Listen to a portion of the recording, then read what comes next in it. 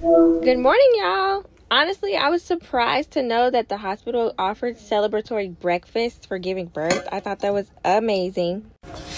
Cheers. I couldn't tell you a moment I spent in that hospital bed when that baby was not feeding. He was cluster feeding pretty much since the moment he came out of me, which I wasn't mad at because that gave me more of a chance to talk to the lactation consultants while I was still in the hospital with him to get a better latch. Because I was very adamant on breastfeeding and I didn't want to go home without feeling confident in what I was doing. Am I supposed to stop you from doing this? Or is this like self-soothing or whatever they say?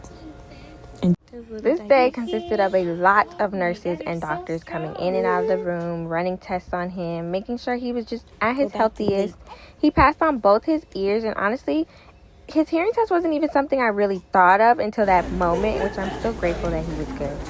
I followed the nurses to the nursery so that he could get some of his shots and his blood drawn. And when I tell you this was so hard on me, like, I don't know why I set myself up for failure.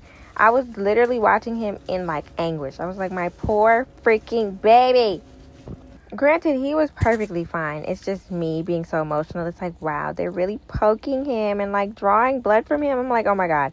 But I'm just a little dramatic, so don't mind me.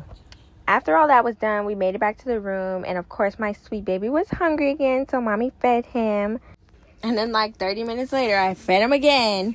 For his stomach to be so small, my boy was latched on for hours, like, nonstop. My room was super freaking cute. At night, it got a little spooky because, I was in there by myself.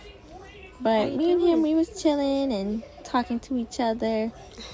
I don't know how the nurses do it, but trying to swaddle him back the way that they swaddled him before was, like, my number one challenge in the hospital.